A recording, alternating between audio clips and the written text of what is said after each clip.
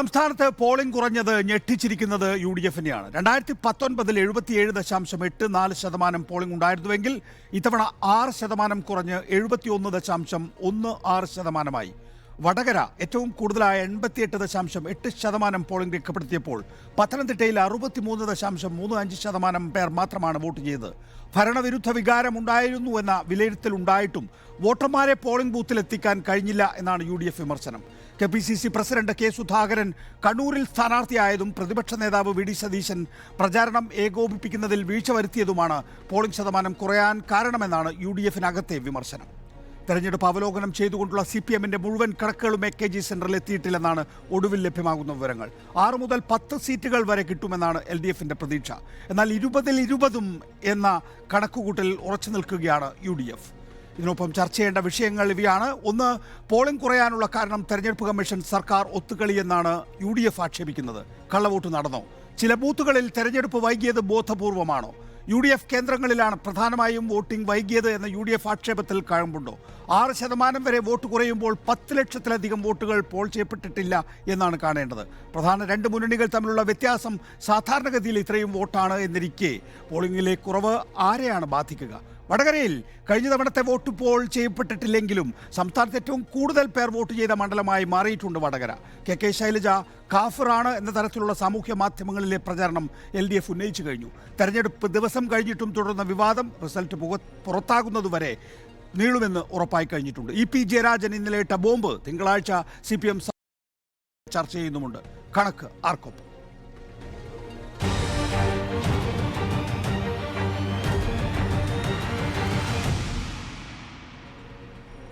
KT Kunhikannan CPM, KP Naushad Ali Congress, George Kurian BJP, KJ Jacob രാഷ്ട്രീയ നിരീക്ഷകൻ, Nisar Thalangara Sharjah Indian association തുടങ്ങിയവരാണ് നമ്മോടൊപ്പം ഉണ്ടാവുക.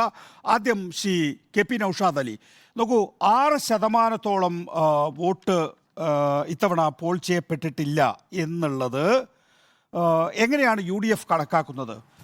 ഭരണവിരുദ്ധ വികാരമുണ്ട്, 2 ഭരണവിരുദ്ധ വികാരം. ഒന്ന് കേന്ദ്ര സർക്കാരിനെതിരായ ഭരണവിരുദ്ധ വികാരം, 2 സംസ്ഥാന സർക്കാരിനെതിരായ ഭരണവിരുദ്ധ വികാരം. പിന്നെ കേരളം നരേന്ദ്രമോദിയെ മാറ്റി പുതിയ സർക്കാരിനെ പ്രതിഷ്ഠിക്കാൻ ഒരുങ്ങുകയാണ്. ഇതൊക്കെ ആയിരുന്നല്ലോ എല്ലാവരുടെയും പ്രചരണം. എന്നിട്ടും എന്താ പോളിംഗ് കുറഞ്ഞത്? പോളിംഗ് കുറഞ്ഞതിന് ഏതെങ്കിലും രാഷ്ട്രീയമായിട്ട് സമീപിക്കുന്നതിനോട് എനിക്ക് യോജിപ്പില്ല. പോളിംഗ് കുറഞ്ഞത് സ്വാഭാവികമായിട്ടൊരു തെരഞ്ഞെടുപ്പ് പ്രക്രിയയുടെ പരാജയമോ അല്ലെങ്കിൽ അതിൻ്റെ പോരായ്മയോ ആയിട്ട് വേണം നമ്മൾ വിലയിരുത്താൻ. തീർച്ചയായിട്ടും ഇവിടുത്തെ അന്തരീക്ഷ താപനില ഒരു കാരണമാകാം. ഈ സാങ്കേതിക തകരാറുകൾ, അതുപോലെ വളരെ നീണ്ട ക്യൂ, തെരഞ്ഞെടുപ്പ് കമ്മീഷൻ ഉദ്യോഗസ്ഥരുടെ അലംഭാവോ പരിചയക്കുറവോ അവരുടെ പക്വതയില്ലായ്മയോ, ഇങ്ങനെ പല പല കാരണങ്ങളുണ്ടാകാം. സ്വാഭാവികമായിട്ടും ചില രാഷ്ട്രീയ പക്ഷപാതിത്വങ്ങളും അതിൻ്റെ പേരിൽ ആരോപിക്കപ്പെടുന്നുണ്ട്. ഏതായാലും പോളിംഗ് കുറഞ്ഞത് തെരഞ്ഞെടുപ്പ് കമ്മീഷന്റെ പരാജയമാണ്. നിങ്ങൾ അതിന് ഏതെങ്കിലും തരത്തിലുള്ള വിജയസാധ്യതകളുമായിട്ട് ചേർത്ത് കിട്ടുന്നതിൽ അർത്ഥമില്ല. കാരണം ഒറ്റ കണക്കുണ്ട്. കാരണം കഴിഞ്ഞ ലോക്സഭാ തെരഞ്ഞെടുപ്പിൽ ആകെ LDF കേരളത്തിൽ ജയിച്ചത് ആലപ്പുഴയിലാണ്. ആ ആലപ്പുഴയിൽ അന്ന് 81% പോളിംഗ്. അങ്ങനെ 80% മുകളിൽ പോളിംഗ് വന്നിട്ടും അവിടെ LDF ജയിച്ചു. അപ്പോൾ പോളിംഗ് കൂടിയാൽ അതിൻ്റെ ഗുണഭോക്താവ് LDF-ഉം ആകാം UDF-ഉം ആകാം. പോളിംഗ് കുറഞ്ഞാലും തഥൈവ. അപ്പോൾ പോളിംഗുമായിട്ട് നമ്മൾ പക്ഷേ ഇവിടെ KP നൌഷാദ് അലി മനസ്സിലാക്കേണ്ട ഒരു പ്രധാനപ്പെട്ട കാര്യം, ഏറ്റവും കൂടുതൽ വീറും വാശിയും ഉണ്ട് എന്ന് കണക്കാക്കുന്ന മണ്ഡലം വടകരയാണ്. ആ വടകരയിലെ പോളിംഗ് കഴിഞ്ഞ തവണത്തെ ഇല്ല എങ്കിൽ പോലും താരതമ്യേന കൂടിയിട്ടുണ്ട്. 20 മണ്ഡലങ്ങളിൽ ഏറ്റവും കൂടുതൽ പോളിംഗ് അവിടെയാണ്. അപ്പോൾ മത്സരം വാശിയുറ്റതാക്കുക എങ്ങനെയാണ്? ഈ ഭരണവിരുദ്ധ വികാരങ്ങളൊക്കെ നിങ്ങൾക്ക് പ്രചരണ വിഷയമാക്കാൻ മാറ്റാം. എൻ്റെ അരി, എൻ്റെ തൊഴിൽ, ഇതൊക്കെ എനിക്ക് വിഷയമാണെങ്കിൽ ഞാൻ പോളിംഗ് ബൂത്തിൽ പോകുമല്ലോ. അല്ല, തീർച്ചയായിട്ടും അത് നിങ്ങളുടെ ഒരു ചോദ്യത്തിൻ്റെ ഒരു പ്രസക്തിയൊക്കെ ഞാൻ അംഗീകരിക്കുന്നു. ഞാനൊരു ഉദാഹരണം നികേഷോട് പറയും. ഇപ്പോൾ എൻ്റെ ജില്ലയായ മലപ്പുറത്താണ് പൊന്നാനി പാർലമെൻറ്റ് നിയോജക മണ്ഡലമുള്ളത്. ആ പൊന്നാനി മണ്ഡലത്തിൽ ആയിരക്കണക്കിന് CPM-കാർ വോട്ട് ചെയ്യാത്തവരായിട്ടുണ്ട്. ആ പൊന്നാനി മണ്ഡലത്തിൽ എല്ലാ കാലത്തും വീറോടെ തെരഞ്ഞെടുപ്പ് നടക്കുമ്പോൾ UDF ഏജൻറ്റുമാരുടെ എല്ലാ തെരഞ്ഞെടുപ്പ് പ്രക്രിയ ഇടപെടലുകളും LDF-ൻ്റെ ബൂത്ത് ഏജൻറ്റുമാർ നിശബ്ദം നിർനിമേഷരായി നോക്കുന്ന അനുഭവം ഞങ്ങൾക്കുണ്ട്. അപ്പോൾ ഇവിടെയൊക്കെ പോളിംഗ് കുറഞ്ഞതിൻ്റെ കാരണം CPM-ലെ പ്രവർത്തകരുടെ നിസ്സംഗത, CPM സിമ്പതൈസേഴ്സ് വോട്ട് ചെയ്യാൻ പോകാത്തതിൻ്റെ പല കാരണങ്ങൾ, അങ്ങനെയൊക്കെയുള്ള നേരിട്ട് ബോധ്യമുള്ളൊരു കാര്യമാണ് ഞാൻ പറഞ്ഞത്. ഞാനത് സാമാന്യവൽക്കരിക്കുന്നില്ല. ഒരുപക്ഷെ കേരളത്തിൻ്റെ മറ്റിടങ്ങളിലൊക്കെ അത്തരത്തിലുള്ള സാഹചര്യങ്ങൾ ഉണ്ടായി കാണാം. പക്ഷേ UDF-നെ സംബന്ധിച്ചിടത്തോളം ഞങ്ങൾ തീർത്തും അവസാനത്തെ വോട്ടും പോൾ ചെയ്യിക്കാൻ ശ്രമിച്ചിട്ടുണ്ട്, ഞങ്ങൾക്ക് അത്തരത്തിൽ പോൾ ചെയ്യിക്കാൻ കഴിഞ്ഞിട്ടുണ്ട്. അതിന്റെ ഗുണഫലം തെരഞ്ഞെടുപ്പ് കഴിയുമ്പോൾ അങ്ങനെ ഒരു നേതൃത്വം ഇന്ന് യു ഡി എഫിന് ഉണ്ടോ? CKP നൗഷാദ് അലി, നേരത്തെ കെ കരുണാകരനും അതുപോലെ തന്നെ ഉമ്മൻചാണ്ടിയും രമേശ് ചെന്നിത്തലയും ഒക്കെ നേതൃത്വം നൽകുന്നത് പോലെ ഒരു ഡൈനാമിക്കായ ലീഡർഷിപ്പ് യഥാർത്ഥത്തിൽ ഇന്നിപ്പോ യു ഡി എഫിന് ഉണ്ടോ? കെ സുധാകരൻ KPCC പ്രസിഡന്റ്, അദ്ദേഹം കണ്ണൂരിലെ ലോക്സഭാ സ്ഥാനാർത്ഥിയായി മത്സരിക്കുന്നു. അദ്ദേഹത്തിന് കണ്ണൂരിനപ്പുറത്തേക്ക് ഒന്നും ചെയ്യാൻ സാധിക്കില്ല. പിന്നെയുള്ളത് പ്രതിപക്ഷ നേതാവ് വി ഡി സതീശനാണ്. വി ഡി സതീശന് ആ നിലയിൽ നേരത്തെ ചൂണ്ടിക്കാണിച്ച പോലുള്ള നേതാക്കന്മാരൊക്കെ ചെയ്തതുപോലെ തെരഞ്ഞെടുപ്പിനെ ഒരു കടിഞ്ഞാണിൽ നിർത്താൻ സാധിക്കുന്ന ആളാണോ വി ഡി സതീശൻ? ഞാൻ മനസ്സിലാക്കുന്നത് വി ഡി സതീശൻ പ്രതിപക്ഷ നേതാവായതിനു ശേഷം അദ്ദേഹം നേരിട്ട് നേതൃത്വം നൽകുന്ന ആദ്യത്തെ ഒരു പൊതു തിരഞ്ഞെടുപ്പാണ് ഇന്ന് കേരളത്തിൽ നടന്നത്. ഇപ്പോൾ ഇന്ത്യയിൽ നടക്കുന്ന ലോക്സഭാ തെരഞ്ഞെടുപ്പിൻ്റെ ഭാഗമായിട്ട് നിങ്ങൾ പറഞ്ഞ നിരയിലേക്ക് ഏറ്റവും ആദ്യം ഉയരുന്ന നേതാവായിട്ട് ഈ തെരഞ്ഞെടുപ്പ് ഫലത്തോടുകൂടി വി ഡി സതീശൻ മാറും. ഇത് വേണമെങ്കിൽ നികേഷ് കുമാർ എഴുതി വെച്ചുകൊള്ളൂ. നിങ്ങൾ പരിണതപ്രജ്ഞരായ കെ കരുണാകരനെയും AK ആന്റണിയും ഉമ്മൻചാണ്ടിയൊക്കെ കൂടെ പരാമർശിച്ചല്ലോ. അവരൊക്കെ പതിറ്റാണ്ടുകൾ നീണ്ട പ്രവർത്തനത്തിലൂടെ അങ്ങനെ ഉയർന്നു വന്നതാണെങ്കിൽ വി ഡി സതീശൻ എന്താണെന്ന് ഈ ലോക്സഭാ തെരഞ്ഞെടുപ്പ് ഫലം കഴിയുമ്പോൾ അത് നിങ്ങൾക്ക് വ്യക്തമാക്കി തരും. ഏതായാലും അതിനെക്കുറിച്ച് നമ്മൾ കൂടുതൽ ചർച്ച ചെയ്യേണ്ട കാര്യമാണ്. വടകര താങ്കളുടെ ഹോം ടൗണിലാണ് ഏറ്റവും പ്രധാനപ്പെട്ട വിഷയങ്ങളൊക്കെ ഉണ്ടായത്. അതായത് 283 UDF അനുകൂല ബൂത്തുകളിലാണ് ഈ പോളിംഗ് നീണ്ടതെന്നാണ്. ഏറ്റവും കൂടുതൽ പോളിംഗ് നീണ്ടത് വടകര ലോക്സഭാ മണ്ഡലത്തിലാണ്. വടകര തന്നെയാണ് ശരിയായ ഏറ്റവും കൂടുതൽ പോളിംഗ് ഉള്ളത് എന്നും ഞാൻ സമ്മതിക്കുന്നു. പക്ഷെ അവിടെ UDFന്റെ ബൂത്തുകളിലാണ് ഈ പോളിംഗ് നീണ്ടത് എങ്കിൽ അതിനകത്ത് ഗൂഢാലോചനയുണ്ട്.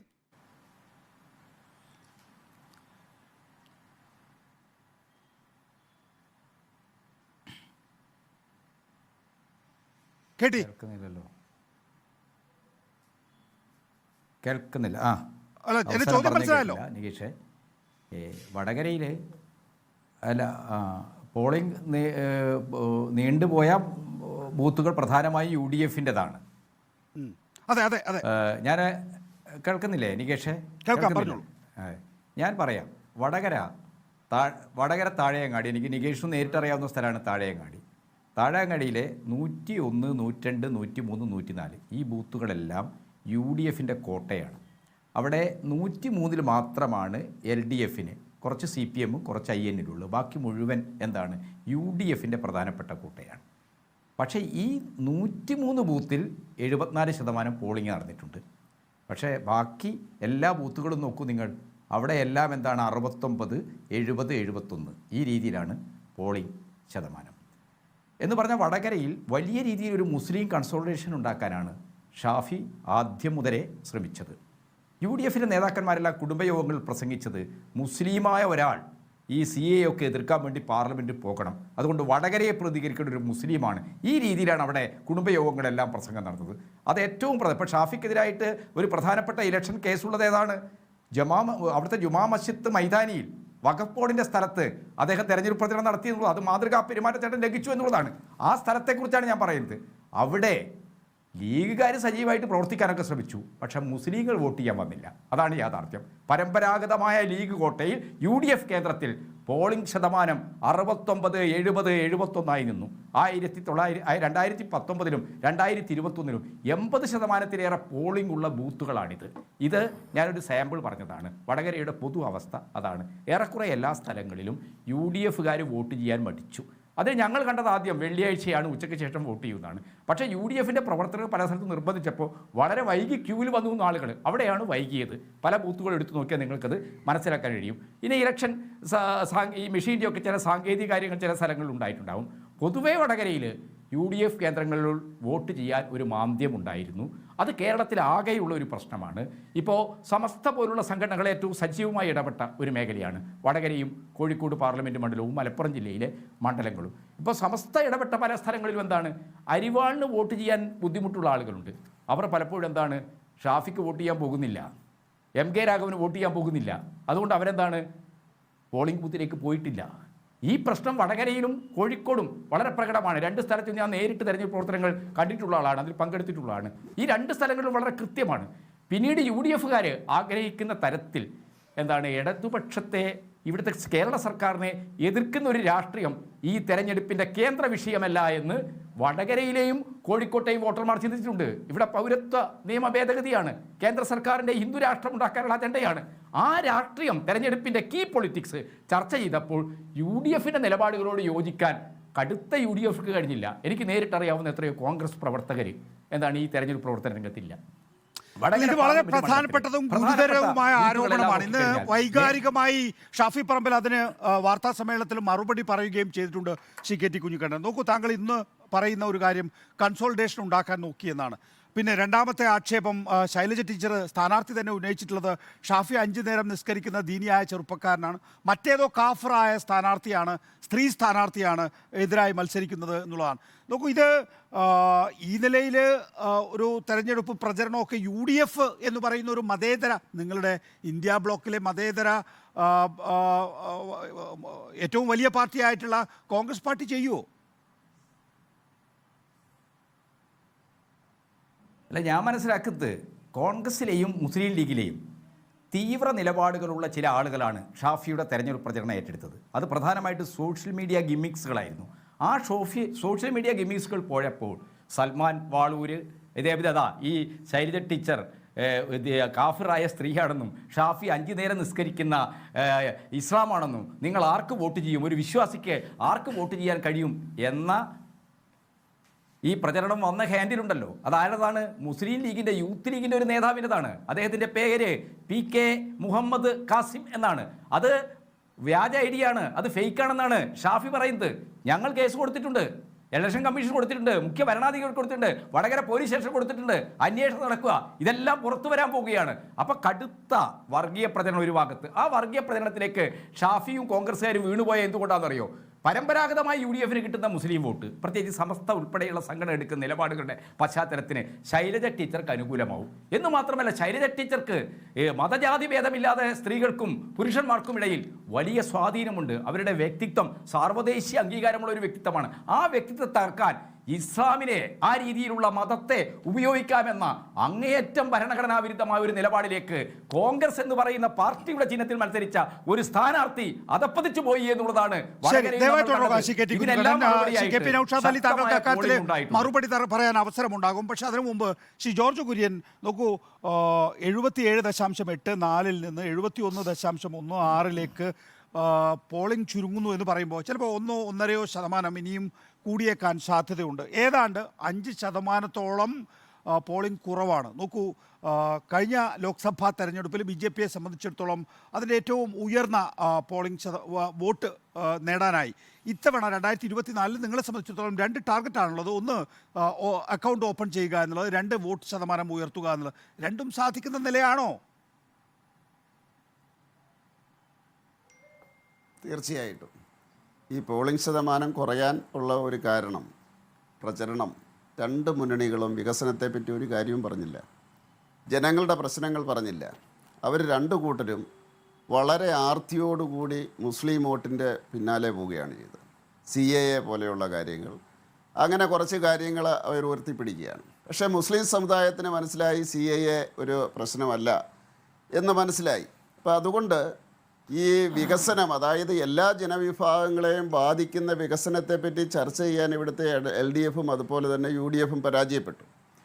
അത് മറ്റ് ജനവിഭാഗത്തിൽ താല്പര്യക്കുറവുണ്ടാക്കി, പൊതുജനത്തിൽ താല്പര്യക്കുറവുണ്ടാക്കി. അതുപോലെ തന്നെ ഞാൻ മനസ്സിലാക്കുന്നത് മുസ്ലിം ജനവിഭാഗത്തിലും ഈ പറയുന്നത് പോലെയുള്ള തീവ്രത ഉണ്ടാക്കാൻ സാധിച്ചില്ല. അതിൻ്റെ അനന്തരഫലമാണല്ലോ ഇവിടെ ഇപ്പോൾ ചർച്ച ചെയ്തത്, വടകരയിലെ കാര്യം.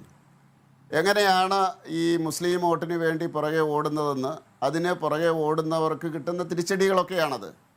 അപ്പോൾ അത് കേരള രാഷ്ട്രീയം അങ്ങനെ തിരിയുന്നു എന്ന് മനസ്സിലാക്കുന്ന അവസരത്തിൽ വികസനത്തിന് വേണ്ടി ആഗ്രഹിക്കുന്ന ജനങ്ങൾ, ഈ മുസ്ലിം വോട്ടിന് വേണ്ടി പോകുന്നവരെ കാണുന്ന അവസരത്തിൽ മറ്റ് ജനവിഭാഗങ്ങളിൽ അതിൽ താല്പര്യക്കുറവുണ്ടാകുന്നു. അതുകൊണ്ടാണ് തെക്കൻ കേരളത്തിൽ യഥാർത്ഥത്തിൽ ഇവിടെ കേരളത്തിൽ സംഭവിച്ചത് BJP ആണ് വർഗീയ പാർട്ടി എന്ന് ആക്ഷേപിക്കുമെങ്കിലും ഈ ന്യൂനപക്ഷത്തിന് വേണ്ടി വർഗീയ രാഷ്ട്രീയം, വർഗീയ കാർഡ് കളിക്കുകയാണ് ഇരു മുന്നണികളും എന്നുള്ളതാണോ ആക്ഷേപം?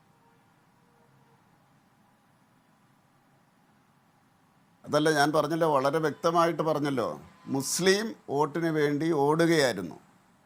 അത് മറ്റ് ജനവിഭാഗങ്ങളിൽ, അത് മതത്തിൻ്റെ അടിസ്ഥാനത്തിലല്ല, വികസനം ആഗ്രഹിക്കുന്ന സാധാരണക്കാർക്ക് അത് മടുപ്പുണ്ടാക്കി. കാരണം ഏതെങ്കിലും ഒരു ദിവസം ഇതല്ലാതെ പ്രധാന വിഷയമായിട്ട് വികസനം ചർച്ച ചെയ്തിട്ടുണ്ടോ? LDF UDF ചർച്ച ചെയ്തിട്ടില്ല. ഈ ചർച്ചയെ തന്നെ നികേഷ് കണ്ടില്ലേ? എന്തായിരുന്നു 5 പ്രാവശ്യം നിസ്കരിക്കുന്നു, മറ്റേത് കാഫറാണ് എന്നൊക്കെ പറഞ്ഞുകൊണ്ടുള്ള ചർച്ചയല്ലേ? ഇതല്ലേ കേരള രാഷ്ട്രീയം പോകുന്ന രീതി? അതുകൊണ്ട് ജനങ്ങൾക്ക് താല്പര്യം കുറഞ്ഞു. പക്ഷേ ചില സോഴ്സൊക്കെ പറയുന്നത് LDF ന്യൂനപക്ഷ വോട്ടുകൾ കൃത്യമായ രീതിയിൽ സമാഹരിച്ചു കൊണ്ടിരിക്കുകയായിരുന്നു. അപ്പോഴാണ് പ്രധാനമന്ത്രി നരേന്ദ്രമോദി ഈ കൂടുതൽ കുഞ്ഞുങ്ങൾ ഉണ്ടാകുന്ന അല്ലെങ്കിൽ നുഴഞ്ഞുകയറ്റക്കാരായ ആളുകൾക്ക് നിങ്ങളുടെ വിഭവങ്ങൾ എടുത്തു കൊടുക്കണം എന്ന് മുൻ പ്രധാനമന്ത്രി മൻമോഹൻ സിംഗ് പറഞ്ഞു എന്ന നിലയിലൊരു തെറ്റായ രീതിയിലുള്ള പ്രസംഗം നടത്തുന്നത്. അതോടുകൂടി തങ്ങൾക്ക് കിട്ടുമായിരുന്ന പല വോട്ടുകളും കോൺഗ്രസിലേക്ക് പോകുന്ന ഒരു അവസ്ഥയുണ്ടായി എന്നാണ് പറയുന്നത്. അപ്പോൾ തെറ്റായ രീതിയിലുള്ള പ്രചരണമോ അല്ലെങ്കിൽ വർഗീയ പ്രചരണമോ BJP നടത്തിയിട്ടില്ല എന്ന് സ്ഥാപിക്കാനേ കഴിയില്ല. പ്രത്യേകിച്ച് നിങ്ങളുടെ ഏറ്റവും വലിയ പ്രചാരകനായ നരേന്ദ്രമോദി തന്നെയാണ് അതിന് തുടക്കം കുറിക്കുന്നതും അത് ആങ്കർ ചെയ്യുന്നതും. ഞാൻ പറഞ്ഞത് തന്നെയല്ലേ നികേഷ് പറയുന്നത്. അതായത് ഈ മുന്നണിയെ പിന്നെ എങ്ങനെയാണ് നേരിടേണ്ടത്?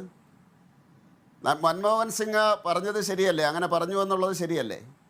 അത് നികേഷിനെ നിഷേധിക്കാൻ സാധിക്കുമോ? അതിനുശേഷം ഹൈദരാബാദിൽ രാഹുൽ ഗാന്ധി പറഞ്ഞത് എന്താണ്? അദ്ദേഹം പറഞ്ഞത് ഒരു സർവേ നടത്തുമെന്ന് പറഞ്ഞു.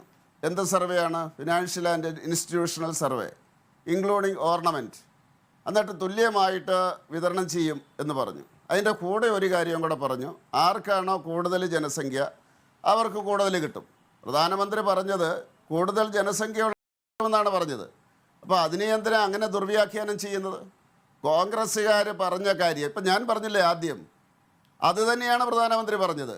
ഇവർ പറയുന്ന ഇതാണ് എന്നാണ് പറഞ്ഞത്. കേരളത്തിലെ ജനങ്ങൾക്കത് ബോധ്യപ്പെട്ടു. ഞാൻ തുടങ്ങി വെച്ച കാര്യമാണ് പ്രധാനമന്ത്രി പറഞ്ഞു എന്ന് പറഞ്ഞുകൊണ്ട് നികേഷ് പറയുന്നത്. അതുകൊണ്ടാണ് തെക്കൻ കേരളത്തിൽ വോട്ട് കുറഞ്ഞിരിക്കുന്നത്. പ്രത്യേകിച്ച് ക്രിസ്ത്യൻ ജനവിഭാഗമൊക്കെ കോൺഗ്രസ്സുകാർക്കാണെങ്കിലും കമ്മ്യൂണിസ്റ്റുകാർക്കായാലും വോട്ട് താങ്കൾ എന്നോട് തന്നെയാണ് ആ ചോദ്യം ചോദിക്കുന്നത് എന്നുള്ളത് കൊണ്ട് ഞാൻ അതിനകത്ത് മറുപടി പറയേണ്ട ആളല്ലെങ്കിൽ പോലും നമുക്ക് പ്രാന്തവൽക്കരിക്കപ്പെട്ട ജനവിഭാഗത്തിനാണ് ഈ രാജ്യത്തിൻ്റെ വിഭവങ്ങളുടെ ആദ്യാവകാശം എന്ന് പറയുന്നതിനെയാണ് നിങ്ങൾ പരോക്ഷമായി മുസ്ലിമിനെ അല്ലെങ്കിൽ ഈ ഇൻഫിൽട്രേറ്റേഴ്സ് എന്നോ അല്ലെങ്കിൽ കൂടുതൽ മക്കൾ ഉണ്ടാക്കുന്നവരൊക്കെയോ എന്നൊക്കെ പറഞ്ഞുകൊണ്ട് അതിലേക്ക് കൂട്ടിച്ചേർക്കുന്നത്. മൻമോഹൻ സിംഗ് പറഞ്ഞ കാര്യമല്ല യഥാർത്ഥത്തിൽ നരേന്ദ്രമോദി ഉദ്ധരിക്കുന്നത്. അങ്ങനെയല്ല. മൻമോഹൻ സിംഗ് പറഞ്ഞത് പർട്ടിക്കുലർലി മുസ്ലിം ആ മതത്തിൻ്റെ പേരെടുത്ത് പറഞ്ഞു നികേഷേ. ഈ പാർശ്വവൽക്കരിക്കപ്പെട്ടെന്നൊന്നും അല്ല പറയുന്നത്, പിന്നോക്കക്കാരെന്നോ ദരിദ്രരെന്നോ അല്ല പറഞ്ഞത്. ഈ ലോകത്ത് ഒരു ജനാധിപത്യ രാജ്യത്തും അല്ല നികേഷ് ഒന്ന് കാണിക്കാമോ?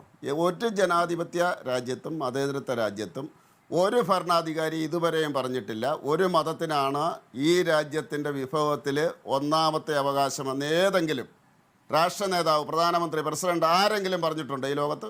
പറയില്ല. ഒരു പുരോഗമന രാജ്യത്ത് അല്ലെങ്കിൽ ജനാധിപത്യ രാജ്യത്ത് അല്ലെങ്കിൽ മതേതരത്വ രാജ്യത്ത് ഒരു ഭരണാധികാരിയും ഈ ലോകത്തിലെ ചരിത്രത്തിൽ ഇതുവരെയും പറഞ്ഞിട്ടില്ല. ശരി, ദയവായി തുടരുക ശ്രീ ജോർജ് കുര്യൻ. ഞാൻ അതിൽ ക്ലാരിറ്റി വരുത്താം. ശ്രീ KJ ജേക്കബ്, ഞാൻ നിസാർ തലങ്കര, ദയവായി തുടരുക. എനിക്ക് താങ്കളോട് വളരെ പ്രധാനപ്പെട്ട ചില ചോദ്യങ്ങൾ ചോദിക്കാണ്ട്. ശ്രീ KJ ജേക്കബ്, നോക്കൂ, കേരളത്തിലെ ഇപ്പോൾ വടകരയിൽ പ്രത്യേകിച്ച് ഷാഫി പറമ്പലിൻ്റെ സ്ഥാനാർത്ഥിത്വത്തോടുകൂടി മുസ്ലിം കൺസോൾട്ടേഷനാണ് ശ്രമിക്കുന്നത് എന്നുള്ളൊരു ആക്ഷേപം മറുഭാഗത്ത് നിന്ന് വരുന്നു. മറുഭാഗത്ത് ഈഴവ കൺസോൾട്ടേഷൻ ഉണ്ടാകുന്നു എന്നുള്ള വിലയിരുത്തൽ വേറെ വരുന്നു. ഈ പറഞ്ഞ രീതിയിൽ ഒരുപക്ഷെ മുസ്ലിം വോട്ടുകൾ എങ്ങോട്ട് പോയി എന്ന് നമുക്ക് നിരീക്ഷിക്കാൻ കുറച്ചുകൂടി സഹായകരമാവുക ഈ അടുത്ത ദിവസങ്ങളിലുണ്ടായിട്ടുള്ള സംഭവ വികാസങ്ങളാണ്. ശ്രീ KJ ജേക്കബ്, അപ്പോൾ രാഷ്ട്രീയം കേരളത്തിലെ രാഷ്ട്രീയം നമ്മൾ പ്രതീക്ഷിച്ചതിൻ്റെ അപ്പുറത്തേക്ക് ഒരു ബോർഡർ ലൈൻ കടന്നോ? നികേഷ്, അതിനു മുമ്പ് ശ്രീ ജോർജ് കുര്യൻ പറഞ്ഞ് പ്രധാനമന്ത്രിയായിരുന്ന മൻമോഹൻ സിംഗിൻ്റെ പ്രസ്താവന അങ്ങേയറ്റം വളച്ചൊടിച്ചുകൊണ്ടുള്ള കാര്യങ്ങൾ നിങ്ങളത് സെറ്റിൽ ചെയ്യണം. ആ ചർച്ചയിൽ വേണമെങ്കിൽ ഞാനും കൂടാം. അതല്ലാതെ ഇത്തരം ഇന്ത്യയുടെ പ്രധാനമന്ത്രി വിഭവങ്ങൾ വീതം വെക്കുന്നത്, സച്ചാർ കമ്മീഷൻ റിപ്പോർട്ടിൽ ഇന്ത്യയിൽ ദളിതരെക്കാൾ മോശമാണ് മുസ്ലിങ്ങളുടെ അവസ്ഥ എന്നുള്ള റിപ്പോർട്ട് കയ്യിൽ വെച്ചുകൊണ്ടാണ് ഇന്ത്യയുടെ പ്രധാനമന്ത്രി പറഞ്ഞത് പിന്നോക്കക്കാർക്ക്, ദളിതർക്ക് പ്രത്യേകിച്ച് ആ പിന്നോക്കക്കാർക്ക്, പ്രത്യേകിച്ച് മുസ്ലിങ്ങൾക്ക് വിഭവങ്ങളുടെ മേൽ ആദ്യ അവകാശമുണ്ട് എന്ന് പറഞ്ഞത് അതിനെ മുസ്ലിങ്ങൾക്ക് വേണ്ടി മാത്രമാക്കി മാറ്റി ഇന്ത്യയുടെ പ്രധാനമന്ത്രി ഇപ്പോൾ സംസാരിച്ചുകൊണ്ടിരിക്കുകയാണ്. ആ കാര്യം നിങ്ങൾ ക്ലാരിറ്റി വരുത്തണം പിന്നെ ഈ ചർച്ചയുടെ എവിടെയെങ്കിലും. അതല്ലാതെ BJP-ക്കാർക്ക് ഇങ്ങനെ ഇന്ത്യയുടെ പ്രധാനമന്ത്രിയായിരുന്ന ഒരാൾ പറഞ്ഞതിനെ വളച്ചൊടിക്കാനുള്ള അവകാശം നിങ്ങൾ വിട്ടുകൊടുക്കരുത്. അത് അതിഭയങ്കരമായ തെറ്റിദ്ധരിപ്പിക്കലായിരിക്കും നിങ്ങളുടെ പ്രേക്ഷകരോട് ചെയ്യുന്നത്. രണ്ടാമത് നിങ്ങൾ ചോദിച്ച ചോദ്യം, ഞാൻ ഈ ഇലക്ഷൻ്റെ റിസൾട്ട് സാധാരണഗതിയിൽ എന്നെ സംബന്ധിച്ച് ഒരു ബേസിക് ആയിട്ടുള്ള ഒരു ധാരണയുണ്ടായിരുന്നു. അതിലൊരു വലിയ വ്യത്യാസമുണ്ട് എന്ന് ഞാൻ കണ്ടിരുന്നില്ല. പക്ഷേ ഞാൻ ഇന്നലെ നമ്മൾ ഈ റിസൾട്ടിൻ്റെ പെർസെൻറ്റേജുകൾ എടുത്ത് നോക്കുമ്പോഴാണ് നമ്മൾ വളരെ പെട്ടെന്ന് കാണുന്നത് ചില മണ്ഡലങ്ങളിൽ വലിയ എണ്ണത്തിൻ്റെ കുറവ്. ഞാൻ വടകരയിലേക്ക് ഞാനിപ്പോൾ വരുന്നില്ല, വടകരയെ കുറിച്ച് അറിയാവുന്ന ആളുകളുണ്ട്. പക്ഷേ ഇതിലൊരു പാറ്റേൺ ഉണ്ട് എന്ന് ഞാൻ കരുതുന്നു. അത് ഈ ചില മണ്ഡലങ്ങളിൽ വോട്ടുകൾ വളരെ നന്നായിട്ട് കുറഞ്ഞിട്ടുണ്ട്. അത് എനിക്ക് തോന്നുന്നു UDF-ൻ്റെ കോൺഗ്രസിൻ്റെ പ്രതിനിധി പറഞ്ഞതുപോലെ അദ്ദേഹം വളരെ എളുപ്പം കോൺഗ്രസ്സുകാർ അതിനെ തള്ളിക്കളയുക എന്നുള്ളത് രാഷ്ട്രീയപരമായി വിവേകമായിരിക്കില്ല എന്ന് ആണ് എനിക്ക് തോന്നുന്നത്. ഞാൻ എൻ്റെ കണ്ണിൽ ആദ്യം പെട്ട വോട്ട് എന്നുള്ളത് പൊന്നാനിയിലെ വോട്ടാണ്. ഇപ്പം നമുക്കറിയാം CAA എന്ന് പറയുന്നത് അതൊരു വെറും ഒരു ബില്ലല്ല. നമ്മുടെ ഭരണഘടനയുടെ ഏറ്റവും അടിസ്ഥാനപരമായ മൂല്യങ്ങളെ ഒന്നാകെ അട്ടിമറിക്കുന്ന ഒരു കാടൻ നിയമമാണത്. തുല്യത എന്ന് പറയുന്നത് ഇന്ത്യയുടെ ടെറിട്ടറിക്കകത്ത് എല്ലാ പൗരന്മാർക്കും നിയമത്തിൻ്റെ തുല്യമായ സംരക്ഷണം ഉറപ്പു നൽകുന്ന ആർട്ടിക്കിൾ 14-ൻ്റെ അട്ടിമറിയാണ് CAA എന്ന് പറയുന്ന നിയമം. അങ്ങനെയാണ് നമ്മൾ BJP-ക്കാരൊഴികെയുള്ള ഇന്ത്യയിലെ അധികം മനുഷ്യരും കണക്കാക്കുന്നത്. അതിനെതിരെയാണ് സുപ്രീം കോടതിയിൽ കേസുള്ളത്. ആ നിയമം അവിടെ വെച്ച് തുടങ്ങിക്കഴിഞ്ഞാൽ ഏത് തരത്തിലുള്ള നിയമങ്ങളും ഇന്ത്യയിൽ നമ്മുടെ ഭരണഘടനയിലെ ഏത് തരം സംരക്ഷണവും അട്ടിമറിക്കപ്പെടാം എന്ന് ഉറപ്പുള്ള മനുഷ്യർക്ക് അവരെ സംബന്ധിച്ചിടത്തോളം ഈ സർക്കാരിനെതിരെ വോട്ട് ചെയ്തേ പറ്റൂ. അപ്പം ഞാൻ നോക്കും പൊന്നാനിയിൽ മനുഷ്യർ വോട്ട് ചെയ്യേണ്ടതുണ്ട്. കേരളത്തിൽ പൊന്നാനിയിലെ മനുഷ്യർക്ക് എന്താ വോട്ട് ചെയ്താൽ അവരെന്തുകൊണ്ട് വോട്ട് ചെയ്തില്ല? കേരളത്തിലെ മറ്റ് സ്ഥലങ്ങളിൽ ചെയ്യുന്നത് പോലെ എന്തുകൊണ്ട് പൊന്നാനിയിലെ മനുഷ്യർ വോട്ട് ചെയ്തില്ല? എനിക്കതിന് മറുപടി എന്നുള്ളത് പൊന്നാനിയിലെ മനുഷ്യരെ കൺവിൻസ് ചെയ്യാൻ UDF-ന് പറ്റിയിട്ടില്ല എന്നുള്ളതാണ്. കണ്ണൂരെ തിരഞ്ഞെടുപ്പ് കണ്ണൂർ നോക്കൂ. കണ്ണൂർ ഏറ്റവും കൂടുതൽ പോൾ ചെയ്ത നിയോജകമണ്ഡലമാണ് കണ്ണൂർ ലോക്സഭയിൽ. അവിടെ ഇരിക്കൂറും പേരാവൂരുമാണ് ഏറ്റവും കുറവ് വോട്ട്. കഴിഞ്ഞ പ്രാവശ്യത്തെക്കാളും വൻതോതിൽ വോട്ട് കുറഞ്ഞു. ഇരിക്കൂറും പേരാവൂരും UDF-ൻ്റെ MLA-മാരുള്ള UDF-ന് മൃഗീയ ഭൂരിപക്ഷമുള്ള സ്ഥലങ്ങളാണ്. അവിടെ എങ്ങനെയാണ് UDF-ന് വോട്ട് കുറഞ്ഞത്? കാസർഗോഡ് ജില്ലയിൽ, കാസർഗോഡ് ലോക്സഭാ മണ്ഡലത്തിലെ വോട്ട് കുറഞ്ഞ നിയോജക മണ്ഡലങ്ങൾ UDF-ന് വോട്ട് കിട്ടുന്ന മണ്ഡലങ്ങളാണ്, അസംബ്ലി നിയോജക മണ്ഡലങ്ങളാണ്. എനിക്ക് തോന്നുന്നത് ഇപ്പം ഇന്ത്യ മുന്നണിയുടെ ഭാഗമായിട്ടാണ് സത്യത്തിൽ LDF-ഉം UDF-ഉം ഉള്ളത്. ഇതിൻ്റെ അകത്ത് നരേന്ദ്രമോദി സർക്കാരിനെ പുറത്താക്കണമെന്നുള്ള കാര്യത്തിൽ ഈ രണ്ടു കൂട്ടരും ഒരേപോലെ രാഷ്ട്രീയപരമായി കമ്മിറ്റഡാണ്. എന്തുകൊണ്ട് UDF-ന് അവരുടെ അനുയായികളെ കൺവിൻസ് ചെയ്യാൻ പറ്റിയില്ല എന്നുള്ളൊരു ചോദ്യം UDF പറയേണ്ടി വരും. ഇപ്പോൾ നമുക്ക് ഇപ്പം കോൺഗ്രസിൻ്റെ പ്രതിനിധി പറഞ്ഞതുപോലെ അതിനെ വ്യാഖ്യാനിച്ച് തള്ളാം. പക്ഷേ വോട്ട് പെട്ടി തുറക്കുമ്പോൾ എന്തുകൊണ്ട് UDF-ന്റെ സ്ട്രോങ് ഹോൾഡ് ആയിട്ടുള്ള UDF-ന്റെ കേന്ദ്രങ്ങളിൽ എന്തുകൊണ്ട് ഈ അലംഭാവം വോട്ടർമാർക്ക് ഒരു മന്ദിപ്പുണ്ടായി എന്നുള്ളതിന് സംഘടനാപരമായിട്ടുള്ള വേണ്ട വിധത്തിൽ ചലിപ്പിക്കാൻ സാധിക്കാത്തത് കൊണ്ടാണോ എന്നത് പെട്ടി തുറക്കുമ്പോൾ മറുപടി പറയേണ്ടി വരും. നിസാർ തലങ്കര, സംഘടന അല്ലല്ല ഒറ്റ കാര്യം അത് സംഘടനാപരമല്ല, അത് രാഷ്ട്രീയപരമാണ്. എന്നുവെച്ചാൽ വോട്ടർമാരെ പോളിംഗ് ബൂത്തിൽ എത്തിക്കുന്ന വിധത്തിലേക്ക് ഉത്തേജിപ്പിക്കാൻ അവരെ ഊർജ്ജസ്വലമാക്കാൻ പറ്റിയില്ല. അവർ വന്നോളും, പക്ഷെ അവർക്ക് വരാൻ രാഷ്ട്രീയമായ കാരണങ്ങൾ ഉണ്ടാക്കി കൊടുക്കണമായിരുന്നു. അതിന് സാധിച്ചില്ല എന്നുള്ളതാണ്. ശരി, നിസാർ തലങ്കരയിലേക്ക് വരാം. നിസാർ, ഒരു ചെറിയ ഇടവേളയ്ക്ക് ശേഷം.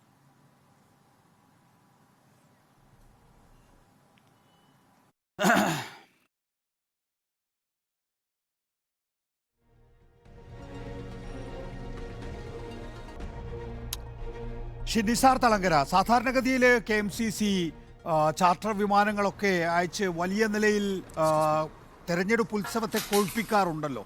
ഇത്തവണ ഞാൻ മനസ്സിലാക്കുന്നത് കണ്ണൂർ ലോക്സഭാ മണ്ഡലത്തിൽ ഒരു അല്പം മന്ദഗതിയിലായിരുന്നു ലീഗ്. വടകരയിൽ കോൺഗ്രസിനേക്കാൾ മുന്നിൽ നിന്നത് ലീഗാണ്. കോഴിക്കോട് രണ്ടാം സ്ഥാനത്ത് ഉറച്ചു നിന്നു, അതായത് കോൺഗ്രസിൻ്റെ തൊട്ടു പിന്നിൽ ഉറച്ചു നിന്നു.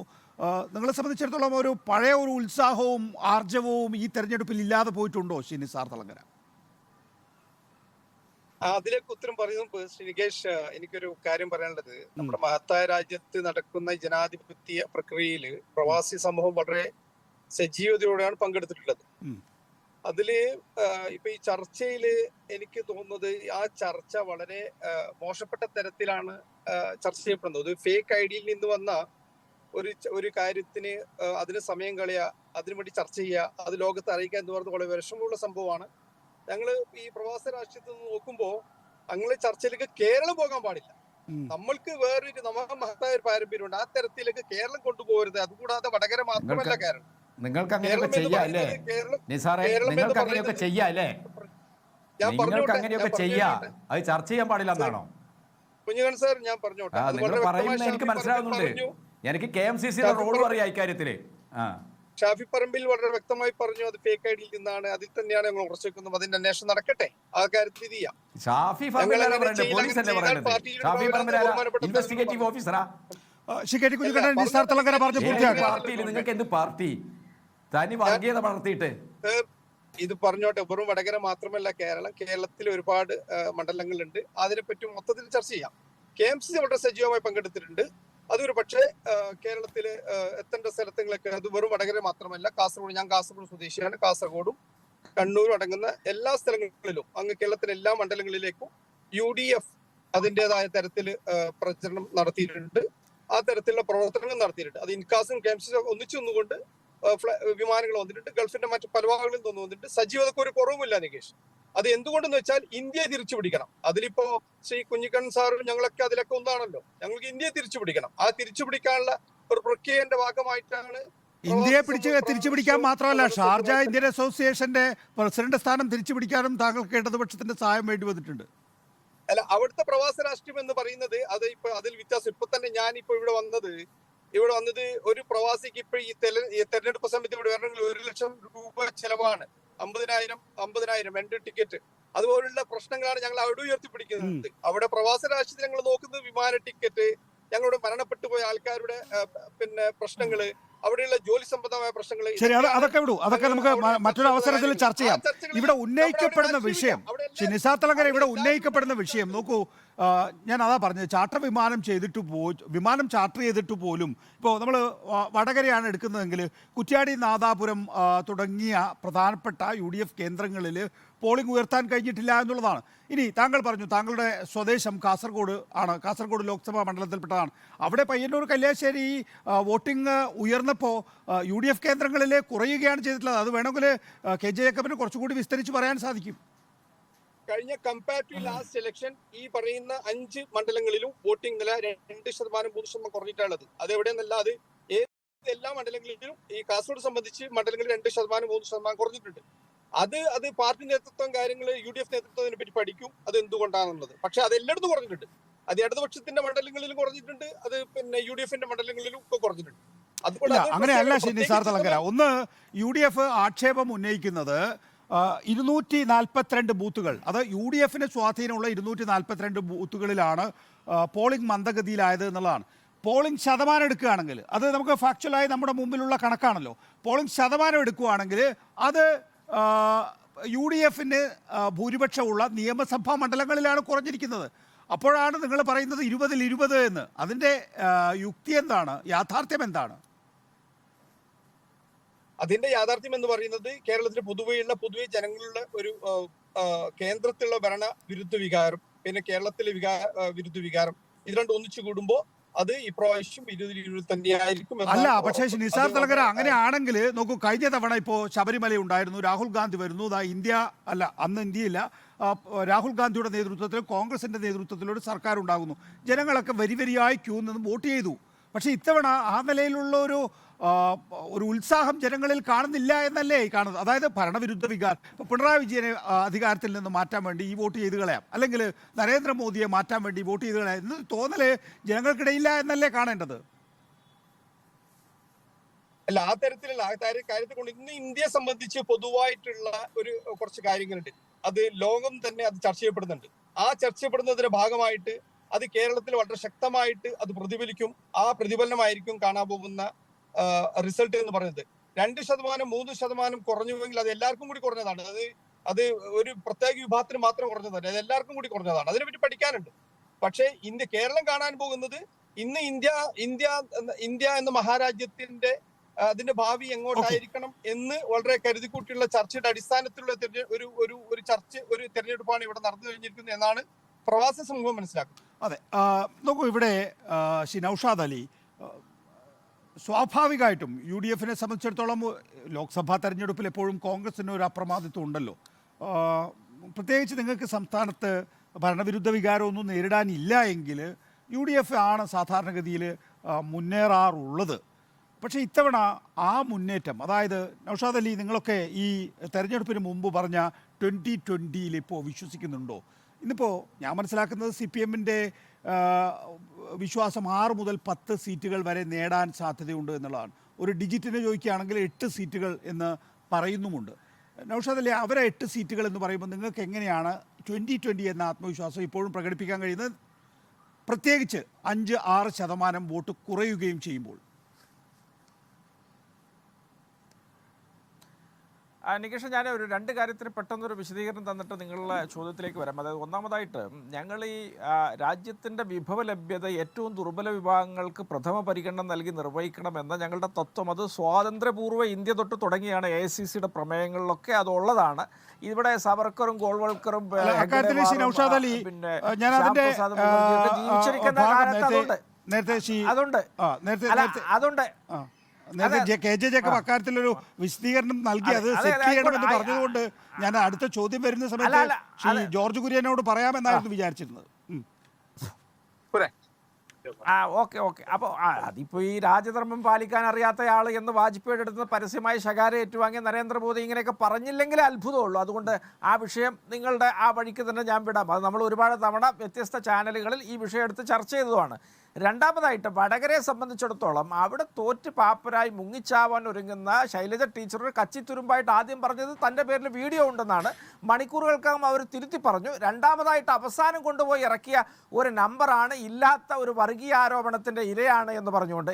ഇതൊക്കെ പുച്ഛിച്ച് തള്ളുക എന്നല്ലാതെ തെരഞ്ഞെടുപ്പ് വിജയിക്കാൻ ഏത് വങ്കത്വവും ഏത് പൊറാട്ട് നാടകവും നടത്തുക എന്നൊക്കെ പറഞ്ഞാൽ അതൊക്കെ കൃത്യമായിട്ട് മനസ്സിലാവും. ഒന്ന് പൊളിയുമ്പോൾ രണ്ടാമതായിട്ട് വരികയാണ്.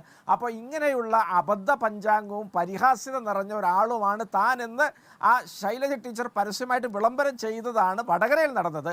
അല്ലാതെ ഷാഫി പറമ്പലിനെ സംബന്ധിച്ചിടത്തോളം അങ്ങനെ ഒരു ആരോപണത്തിൻ്റെ ഒരു ലാഞ്ചന പോലും ഒരു മനുഷ്യനും അദ്ദേഹത്തെക്കുറിച്ച് കേരളത്തിൽ വിശ്വസിക്കുകയില്ല, വടകര പ്രത്യേകിച്ചും. അതിൻ്റെ പ്രതിഫലനമൊക്കെ നമുക്ക് ജൂൺ 1-ാം വാരം നമുക്ക് കാണാം. ഇനി നികേഷ് ചോദിച്ച ചോദ്യം, ഇവിടെ ഞാനൊരു കാര്യം പറയട്ടെ നികേഷ്, ഇടതുപക്ഷ ഭരണത്തോടുള്ള വലിയ എതിർപ്പ് ഇവിടുത്തെ CPM പ്രവർത്തകർക്കിടയിൽ, അനുഭാവികൾക്കിടയിൽ വ്യാപകമായിട്ടുണ്ട്. അവർ വോട്ട് ചെയ്യാൻ പോകണ്ട എന്ന് തീരുമാനിച്ചാലും ഇവിടുത്തെ പോളിംഗ് ശതമാനം കുറയില്ലേ? ഈ പൊന്നാനിയിൽ അങ്ങനെ ആയിരക്കണക്കിന് CPM-ൻ്റെ പ്രവർത്തകർ വോട്ട് ചെയ്യാതിരുന്നിട്ടുണ്ട്. എൻ്റെ ജില്ലയായത് കാരണം ഞാൻ എണ്ണിയെടുത്ത് പറയുകയാണ്. അത്തരത്തിലൊക്കെയുള്ള പലതരത്തിലുള്ള കാരണങ്ങൾ കൊണ്ടാണ് ഇവിടെ പോളിംഗ് ശതമാനം കുറഞ്ഞിട്ടുള്ളത്. പോളിംഗ് ശതമാനം കുറഞ്ഞു എന്ന് കേട്ടപ്പോഴേക്കും LDF-ന് മാസത്തേക്ക് ആശ്വസിക്കാനുള്ള വകയായി എന്ന മട്ടിൽ വ്യാഖ്യാനിച്ച് കോൺഗ്രസിനകത്തും അതിൽ പ്രശ്നങ്ങളുണ്ട് എന്നൊക്കെയുള്ള ഇല്ലാത്ത ആരോപണമൊക്കെ പറഞ്ഞ് മുന്നോട്ട് വരുന്നതിനെ ഞാൻ വളരെ പരിഹാസ്യ അതിനെ കുറച്ചുകൂടി ഗൗരവത്തോടു കൂടി നിങ്ങൾ പാർട്ടി കമ്മിറ്റികളിലെങ്കിലും കാണണം. ഉദാഹരണത്തിന് വടകരയിൽ നല്ല രീതിയിൽ പോളിംഗ് ഉണ്ട്, 78.08. അത് കൂടുകയുള്ളൂ, ഒരു 80 കൂട്ടിക്കോളൂ. 2019 82.67 ഉള്ളൂ. അപ്പോൾ ഒരു 2% വ്യത്യാസം വരുന്നുള്ളൂ. പക്ഷേ UDF-ൻ്റെ ശക്തി കേന്ദ്രമായിട്ടുള്ള പത്തനംതിട്ടയിൽ 10.89% കുറവാണ് ഉണ്ടാകുന്നത്. വടകരയിൽ മാത്രമല്ല, കോഴിക്കോട്, കണ്ണൂർ, കാസർഗോഡ്, പാലക്കാട്, ഇതെല്ലാം ഇടതുപക്ഷത്തിന് കൃത്യമായ രീതിയിൽ കേഡർ ബേസ് ഉള്ള ലോക്സഭാ മണ്ഡലങ്ങളാണ്. അവിടെ ഇടതുപക്ഷത്തിൻ്റെ സ്വാധീനമുള്ള നിയമസഭാ മണ്ഡലങ്ങളിലാണ് പോളിംഗ് ശതമാനം കൂടിയിട്ടുള്ളത്, നേരത്തെ KJ ജേക്കബ് ചൂണ്ടിക്കാണിച്ചതുപോലെ തന്നെ. അതേസമയം തെക്കൻ കേരളത്തിൽ ആ നിലയിൽ CPM-ന് മിലിറ്റന്റ് സ്വഭാവം ഇല്ലാത്ത മേഖലയാണല്ലോ തെക്കൻ കേരളം. അവിടെ ത്രികോണ മത്സരം നടക്കുന്ന തിരുവനന്തപുരത്ത് അടക്കം വെറും 66%, ചിലപ്പോൾ 1%, 2% കൂടിയേക്കാം. അങ്ങനെയാണെങ്കിൽ 68-70 താഴെ എന്നുള്ളതാണ്. അപ്പോൾ ഇവിടെ നമുക്ക് പോളിംഗ്, താങ്കൾ ശരിയാവണം സൂചിപ്പിച്ചതുപോലെ, പോളിംഗ് ശതമാനം നോക്കിയിട്ട് നമുക്ക് വിജയപരാജയങ്ങൾ നിർണ്ണയിക്കാനാകില്ല. പക്ഷേ CPM-ന് ഇടതുപക്ഷത്തിന് ശക്തിയുള്ള മേഖലകളിലാണ് പോളിംഗ് ശതമാനം അല്പം ഉയർന്നു നിൽക്കുന്നത്. ഇവിടെ CPM-നെ സംബന്ധിച്ചിടത്തോളം ജൂൺ ആദ്യവാരം വരെ ഇത്തരം കണക്കുകളിൽ അഭയം പ്രാപിക്കാനും അങ്ങനെ സമാശ്വാസം നേടാനൊക്കെയുള്ള അവകാശമുണ്ട്. ഞാനതൊന്നും തള്ളിക്കളയുന്നില്ല. പക്ഷേ കേരളത്തെ സംബന്ധിച്ചിടത്തോളം ഇവിടെ കൃത്യമായിട്ടൊരു തരംഗം കേരളത്തിൽ UDF-ന് അനുകൂലമായിട്ടുണ്ട്. അത് സമ്പൂർണ്ണമായിട്ട് പിണറായി വിജയൻ്റെ ഭരണത്തിനെതിരായിട്ടുള്ളതാണ്. അതിനെ മറികടക്കാൻ ചില പ്രത്യേക മുസ്ലിം ഐറ്റംസ് ഇവർ മലബാറിൽ കൊണ്ട് ഇറക്കാൻ നോക്കി. അത് പ്രതികൂലമായി അതിനൊരു കൗണ്ടർ റിയാക്ഷൻ ഉണ്ട് എന്ന് നികേഷ് മനസ്സിലാക്കണം. ആ കൗണ്ടർ റിയാക്ഷൻ പൊന്നാനിയിൽ നിന്ന് വളരെ പ്രകടമാണ്. അവിടെ CPM-ന് വോട്ട് ചെയ്തു പോരുന്ന ഹിന്ദു വോട്ടർമാർ എന്ന് തന്നെ ഞാൻ പറയും. അവരൊന്നടങ്കം CPM-ന്റെ ആ സ്ഥാനാർത്ഥി നിർണയത്തിൻ്റെ ആദ്യ നിമിഷം തൊട്ട് അതിൽ പ്രതിഷേധിച്ച് മാറിയുന്നവരാണ്. അവർ കൃത്യമായിട്ട് അവർ നിലപാട് ഈ തെരഞ്ഞെടുപ്പിൽ എടുത്തിട്ടുണ്ട്. പൊന്നാനിയെയും കോഴിക്കോടിനെയും ചേർത്ത് കെട്ടുന്ന ഒരു രാഷ്ട്രീയം ഈ തെരഞ്ഞെടുപ്പിൽ അവർ പരീക്ഷിച്ചിട്ടുണ്ട്. കരീം ക എന്നാണ്, അല്ലാതെ സഖാവ് കരീം അല്ല. നേരത്തെ കുഞ്ഞിക്കണ്ണൻ പറഞ്ഞല്ലോ ഇവിടെ വീടുകളിൽ പോയി മുസ്ലിം MP വേണ്ടയെന്ന്. ആ ചോദ്യം കൊടുവള്ളിയിലും ബേപ്പൂരിലും കോഴിക്കോട് സൗത്തിലൊക്കെയാണ് വ്യാപകമായിട്ട് ഇവർ വീടുകൾ തോറും കയറി നടന്ന് ചോദിച്ചത്. അപ്പോൾ അതിൻ്റെയൊക്കെ ഒരു കൗണ്ടർ റിയാക്ഷൻ ഈ CPM കാണാത്ത വലിയൊരു പൊളിറ്റിക്സ് മലബാറിൽ പ്രവർത്തിച്ചിട്ടുണ്ട്. അതോടൊപ്പം ന്യൂനപക്ഷ കേന്ദ്രീകരണം ഉണ്ടായിട്ടുണ്ട്. മുസ്ലിങ്ങൾക്കിടയിൽ ഒരു പ്രത്യേക ആക്ഷൻ നടത്തി നോക്കി, പക്ഷേ അത് കൗണ്ടർ പ്രൊഡക്റ്റീവായി.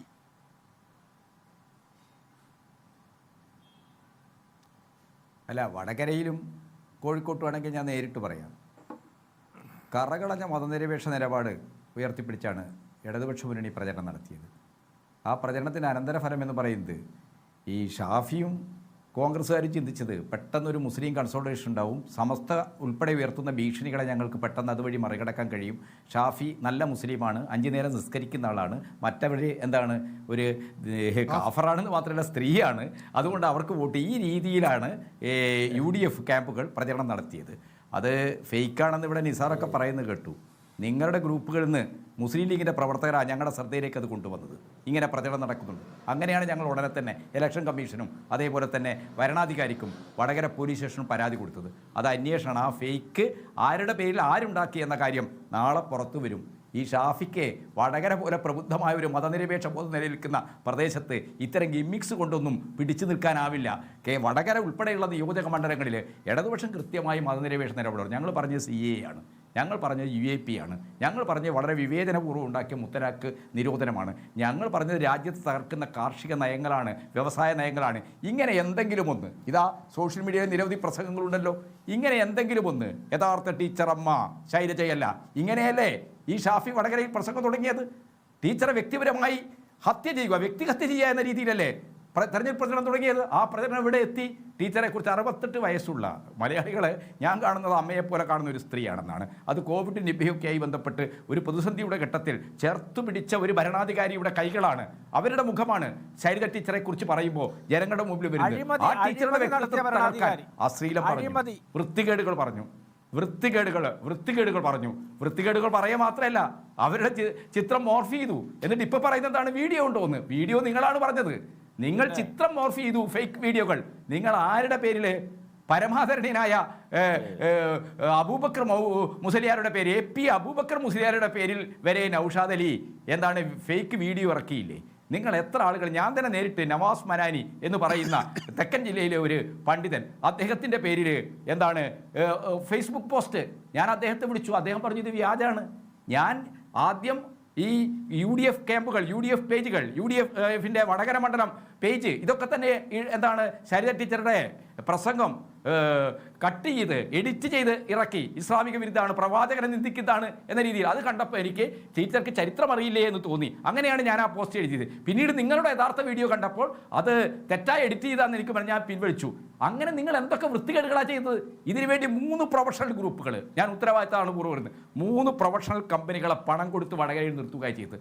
അവിടെ നിന്നുണ്ടാക്കിയ ഫേക്ക് സാധനങ്ങളാണ് യൂത്ത് ലീഗ് പ്രവർത്തകർ, അന്തവും കുന്തവും ഇല്ലാത്ത യൂത്ത് ലീഗിൻ്റെ മതാന്തവാദികളായ ചെറുപ്പക്കാർ. ആ ചെറുപ്പക്കാർ ഇങ്ങനെ പ്രചരണം നടത്തിയപ്പോൾ ലീഗിൻ്റെ തന്നെ നേതാക്കന്മാരാണ് ഞങ്ങളുടെ ശ്രദ്ധയിൽ കൊണ്ടുവന്നത്.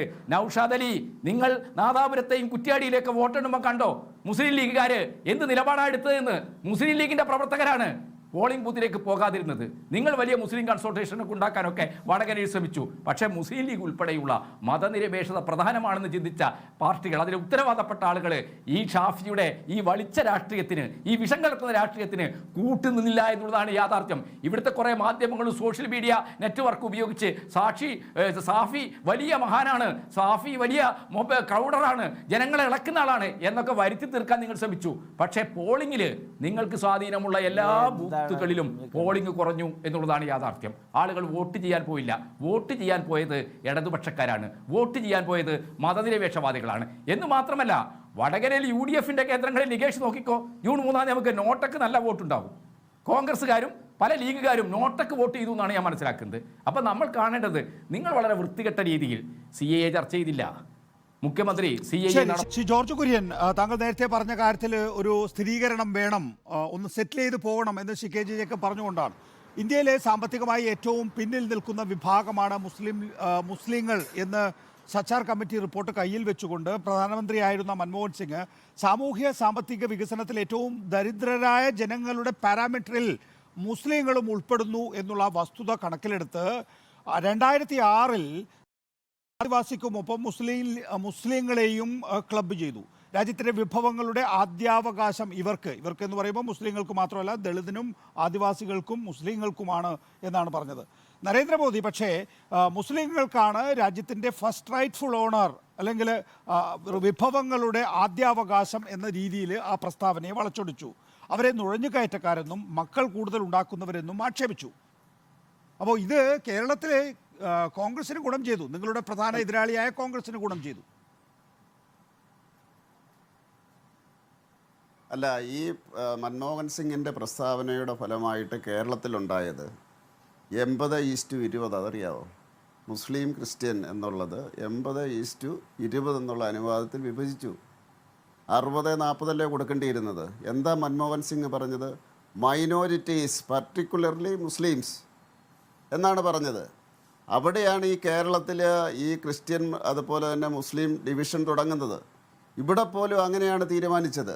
ഇന്ത്യ എന്ന് പറയുന്ന രാജ്യത്ത് നമുക്കറിയാമല്ലോ മതപരമായിട്ടുള്ള വികാരങ്ങൾ. അതറിയാൻ മേലാത്ത ആളാണോ മൻമോഹൻ സിംഗ്? അത് അറിഞ്ഞുകൊണ്ട് തന്നെയല്ലേ അദ്ദേഹം പറഞ്ഞത് ഇവിടുത്തെ വിഭവങ്ങളുടെ ആദ്യ അവകാശികൾ മുസ്ലിംസ് ആയിരിക്കും. മാത്രമല്ല, അതിനപ്പുറത്തേക്കാണ് രാഹുൽ ഗാന്ധി പറഞ്ഞത്, ആർക്കാണോ കൂടുതൽ ജനസംഖ്യ ഉള്ളത് അവർക്ക് അതിൻ്റെ അവകാശമുണ്ടാകും. മാത്രമല്ല, അദ്ദേഹം പറഞ്ഞു സർവേ നടന്ന ഫിനാൻഷ്യൽ ആൻഡ് ഇൻസ്റ്റിറ്റ്യൂഷണൽ സർവേ, അതുപോലെ തന്നെ റീഡിസ്ട്രിബ്യൂഷൻ ഓഫ് വെൽത്ത്, മാത്രമല്ല ഓർണമെൻറ്റ്സ് എന്നാണ് പറഞ്ഞത്. അപ്പം തീർച്ചയായിട്ടും ഈ ചർച്ച കേട്ട് കഴിഞ്ഞാൽ ആർക്കും മനസ്സിലാവില്ല കേരള രാഷ്ട്രീയം എന്താണെന്ന്. ഇത് ഞാൻ പറഞ്ഞോട്ടെ, ഞാൻ ആരും പറഞ്ഞപ്പോൾ ഞാൻ അതിൻ്റെ അകത്ത് അല്ലല്ല,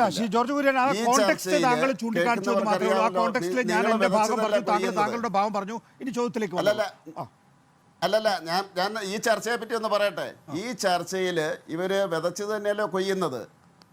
ഈ ചർച്ചയൊന്ന് ശ്രദ്ധിച്ചു കഴിഞ്ഞാൽ എന്ത് ജനാധിപത്യം ഇതിൻ്റെ അകത്തുള്ളത്, എന്ത് വികസനമാണുള്ളത്? നിങ്ങൾ CAയുടെ കാര്യം പറഞ്ഞില്ലേ, അന്ന് എന്താ പറഞ്ഞത്? ഇവിടുത്തെ മുസ്ലിമിനല്ല ഇവിടുത്തെ പൗരത്വം പോകുന്നല്ലേ പറഞ്ഞത്. മുസ്ലിംസിനിപ്പോൾ മനസ്സിലായി അവരെ വിഡ്ഢികളാക്കുകയാണെന്ന്. തിരുവനന്തപുരം സിറ്റി മണ്ഡലത്തിലെ ഒരു കണക്കിനിക്കപ്പോൾ കിട്ടി, 2 ബൂത്തിലെയാണ് കിട്ടിയത്. 50% മുസ്ലിംസേ അവിടെ വോട്ട് ചെയ്തിട്ടുള്ളൂ. അപ്പം മുസ്ലിംസിൻ്റെ വോട്ട് കുറഞ്ഞിരിക്കുന്നു. എന്താണ്? രാഹുൽ ഗാന്ധി പ്രധാനമന്ത്രി ആവില്ല എന്നറിയാം. അപ്പോൾ അതുകൊണ്ട് യാഥാർത്ഥ്യം മനസ്സിലാക്കുന്നു. ജനങ്ങളിലേക്ക് വികസനത്തിൻ്റെ ഒരു മനോഭാവം അല്ലാതെ ഇപ്പോൾ ഇവർ ചർച്ച ചെയ്തല്ലോ ഇവിടെ, ആ ചർച്ച ചെയ്തതുപോലെയുള്ള മുസ്ലിം വിഷയങ്ങളാണ് ചർച്ച ചെയ്യുന്നത്. മുസ്ലിമിൻ്റെ വോട്ടിന് വേണ്ടിയാണ് ചർച്ച ചെയ്യുന്നത്. ഇപ്പോൾ ഒക്കെ പറഞ്ഞില്ലേ, ഷാഫിയും കരീമും അതിൻ്റെ കൂടെ ഇക്ക ചേർക്കുന്നു, അങ്ങനെ അപ്പുറത്ത് ചേർക്കുന്നു, ഇപ്പുറത്ത് ചേർക്കുന്നു ഒക്കെ പറയുന്നത്. ഈ കേരളത്തിലെ പൊതുസമൂഹം ഇതല്ലേ കേൾക്കുന്നത്? ഈ ഇലക്ഷൻ്റെ കാലഘട്ടം മുഴുവൻ ഇതല്ലേ കേട്ടത്? വേറെ എന്തെങ്കിലും കേട്ടിട്ടുണ്ടോ? എല്ലാ ദിവസവും ഇതുപോലെ തന്നെ ചർച്ച ചെയ്യുക. ആങ്കർമാരും അത് കാരണം അവർക്ക് റേറ്റിംഗ് കിട്ടണമെന്ന് പറഞ്ഞുകൊണ്ട് അവരതിൻ്റെ പുറകെ പോവുക. ഇതാണ് കാണുന്നത്. അതുകൊണ്ട് ജനാധിപത്യത്തെ നിങ്ങൾ തകർക്കുകയാണ്, വസ്തുതകളെ വളച്ചൊടിക്കുകയാണ്. അതുകൊണ്ട് ക്രിസ്ത്യൻസ് ഒരു വിഭാഗം BJPക്ക് വോട്ട് ചെയ്തിട്ടുണ്ട്. ഞാൻ താങ്കൾ ആ വിഷയത്തിലേക്ക് വന്നത് ജോർജ് കുര്യൻ, ഞാൻ നേരത്തെ ചോദ്യം ചോദിച്ചത് എനിക്കിപ്പോഴും ഓർക്കുന്നുണ്ട്. 1 സീറ്റ് അക്കൗണ്ട് തുറക്കേണ്ടതുണ്ട്, 2 വോട്ടിംഗ് ശതമാനം ഉയർത്തേണ്ടതുണ്ട്. നോക്കൂ, 4-5% വോട്ട് കുറയുകയാണ് എങ്കിൽ സീറ്റ് കിട്ടുമോ ഇല്ലയോ എന്നുള്ള കാര്യം നമുക്ക് വോട്ട് പെട്ടി തുറക്കുമ്പോൾ അറിയാം. പക്ഷേ വോട്ട് ശതമാനം ഉയർത്താൻ കഴിയുമെന്നുള്ള പ്രതീക്ഷ ഇപ്പോഴും ഉണ്ടോ ശ്രീ ജോർജ് കുര്യൻ? തീർച്ചയായിട്ടും. അതുകൊണ്ടാണ് ഞാൻ പറഞ്ഞത് പത്തനംതിട്ടയെ നോക്കൂ, 11% കുറഞ്ഞിരിക്കുന്നത്. നിങ്ങൾ ആ പ്രദേശത്ത് പോയി ചോദിച്ചു നോക്കൂ. ക്രിസ്ത്യൻസ് വോട്ട് ചെയ്തതിൽ ഭൂരിപക്ഷവും അനിൽ ആൻ്റണിക്കാണ് ചെയ്തിരിക്കുന്നത്. അതുപോലെ തന്നെ തിരുവനന്തപുരത്ത് ഒരു പരിധിവരെയും ക്രിസ്ത്യൻസ് വോട്ട് ചെയ്തിട്ടുണ്ട്, ആലപ്പുഴ ചെയ്തിട്ടുണ്ട്, തൃശ്ശൂർ ചെയ്തിട്ടുണ്ട്, ആറ്റിങ്ങൽ ചെയ്തിട്ടുണ്ട്. ഭൂരിപക്ഷം എന്നല്ല പറയുന്നത്, നേരത്തെ അന്ന് വ്യത്യസ്തമായിട്ട് അവർ വോട്ട് ചെയ്തിട്ടുണ്ട്. മുസ്ലിംസ് ചിന്തിക്കാൻ തുടങ്ങിയിരിക്കുന്നു, എന്തിന് നരേന്ദ്രമോദിയെ ഇറക്കണം, ഇവർ ഞങ്ങളെ കബളിപ്പിക്കുകയല്ലേ, CA പറഞ്ഞുകൊണ്ട് ഇവിടുന്ന് ഓടിക്കുമെന്ന് പറഞ്ഞ് ഞങ്ങളെ ഭീഷണിപ്പെടുത്തിയില്ലേ, ഞങ്ങളെ കബളിപ്പിച്ചില്ലേ, ഞങ്ങളെ കബളിപ്പിച്ചിട്ട് വോട്ട് പിടിക്കാൻ വേണ്ടിയാണ് LDFും UDFും ശ്രമിക്കുന്നത്. എന്നാൽ നരേന്ദ്രമോദിയുടെ വികസന പ്രവർത്തനങ്ങളുടെ ഗുണം അവർക്ക് കിട്ടുന്നുണ്ട്, ഇവിടെ പ്രശ്നങ്ങളില്ല, ഇവർ പറഞ്ഞുണ്ടാക്കുന്നതാണെന്ന് മുസ്ലിംസും മനസ്സിലാക്കുന്നു. അതുകൊണ്ട് അവർക്കും വലിയ താല്പര്യമില്ല മോഡിയെ ഇറക്കാൻ. പണ്ടത്തെ പോലെ വലിയ ചർച്ചയിൽ ഇങ്ങനെയൊക്കെ പറയണം സാധാരണ പോലും. കേരളത്തിലെ ഒരു വോട്ടിംഗ് പാറ്റേൺ പരിശോധിച്ചാൽ BJPക്കെതിരായി ആരാണ് ആർജവത്തോടുകൂടി ഇച്ഛാശക്തിയോട് നിൽക്കുന്നത് എന്നതിൻ്റെ ഒരു റെഫറൻഡം കൂടി ആയിരിക്കില്ലേ ഈ ലോക്സഭാ തെരഞ്ഞെടുപ്പ്? അല്ല നികേഷ്, 2004 NDA ഇവിടെ ജയിച്ചിട്ടില്ലേ കേരളത്തിൽ? NDAയുടെ ഒരു MP ഉണ്ടായിട്ടില്ലേ? 2016 MLA ഉണ്ടായിട്ടില്ലേ? NDAയുടെ ശ്രീ രാജഗോപാൽ ഇവിടെ ഉണ്ടായിട്ടില്ലേ? അപ്പോൾ അതുകൊണ്ട് നിങ്ങൾ ഇത് ജയിക്കുമോ ജയിക്കില്ല എന്നുള്ളൊരു മാനസികാവസ്ഥ ബ്ലോക്ക് ചെയ്യുന്ന പരിപാടി നടക്കില്ല. അത് ജനങ്ങൾ തന്നെ തകർക്കും. കാരണം ഇവിടെ ആ ചരിത്രമുണ്ട്, ജയിച്ചിട്ടുള്ള MPയും ജയിച്ചിട്ടുണ്ട്, MLAയും ജയിച്ചിട്ടുണ്ട്. അങ്ങനെ ജയിക്കില്ല എന്നുള്ള ബ്ലോക്ക് ചെയ്യുന്ന പരിപാടി ഇപ്രാവശ്യം തകരും. കാരണം ജനങ്ങൾ BJPക്ക് അനുകൂലമായിട്ട് വോട്ട് ചെയ്തിട്ടുണ്ട്, ആ കാര്യത്തിൽ സംശയമില്ല. അല്ലെങ്കിൽ ഈ വോട്ടെണ്ണുമ്പോൾ നമുക്കറിയാം, ഈ പോളിംഗ് കുറഞ്ഞു കൂടി എന്നൊക്കെ പറഞ്ഞാൽ അത് BJPക്ക് അനുകൂലമാണ് എന്നിപ്പോൾ മനസ്സിലായല്ലോ. ആരാണ് വോട്ട് ചെയ്യാത്തത്, ഇവരാരുടെ പുറകെയാണോ വോട്ടിന് വേണ്ടി ഓടിയത്? കൊട്ടപ്പിടി ഞങ്ങൾക്ക് തരണമെന്ന് പറഞ്ഞവർക്കും താല്പര്യമില്ല, അവർ വോട്ട് ചെയ്യാൻ പോയിട്ടില്ല പണ്ടത്തെ പോലെ. അപ്പോൾ അത് BJPക്ക് അനുകൂലമായിട്ടല്ലേ വരുന്നത്? തീർച്ചയായിട്ടും BJPക്ക് അനുകൂലമായിട്ടാണ് വരുന്നത്. പ്രചരണത്തിനെതിരായിട്ടാണ് ഈ ലോക്സഭാ തെരഞ്ഞെടുപ്പിലെ രണ്ട് മുന്നണികളുടെയും ക്ലെയിം താങ്കൾ ശ്രദ്ധിച്ചിട്ടുണ്ടാവുമല്ലോ. UDF ഒട്ടും കുറച്ചിട്ടില്ല, 19 എന്നുള്ളത് 20-20 എന്നാക്കും എന്നുള്ളതാണ്. LDFിനെ സംബന്ധിച്ചുള്ള 20-20 എന്നുള്ള ക്ലെയിം അവർക്കില്ല. 20 എന്ന് പറയുന്നുണ്ടെങ്കിൽ പോലും 6 മുതൽ 10 വരെ സീറ്റുകൾ എന്നുള്ളതാണ്. റിയാലിറ്റിയുമായി ചേർന്ന് നിൽക്കുന്നത് ഏതാണ് ശ്രീ KJ ജേക്കബ്? അങ്ങനെ പറഞ്ഞു കഴിയുമ്പോൾ എന്നെ പെട്ടെന്ന് ഇടതുമുന്നണിക്കാരനാക്കാൻ പറ്റും. അങ്ങനെയാണെന്നുള്ളത് ഒരു എലമെൻ്റ് ആണെങ്കിൽ കൂടിയും അത് റിയലിസ്റ്റിക് ആണെന്നുള്ളതാണ് എൻ്റെയും തോന്നൽ. ഇതിൻ്റെ അകത്ത് ഇടതുമുന്നണിയുടെ കാൽക്കുലേഷൻ ഏകദേശം ശരിയായിരിക്കും. ഒരു 6 തൊട്ട് 8 വരെ എന്നുള്ളതൊക്കെ ഇടതുമുന്നണിയുടെ എക്സ്പെക്ടേഷൻ ആയിരിക്കും എന്നുള്ളതാണ് എൻ്റെയും തോന്നൽ. എനിക്ക് അതൊക്കെ going in to the details, അതൊന്നും നമ്മൾ പറയുന്നത് ശരിയല്ല. എന്നെ സംബന്ധിച്ചിടത്തോളം അതിനുള്ള ഒരു പൊളിറ്റിക്കൽ കാലാവസ്ഥ പക്ഷേ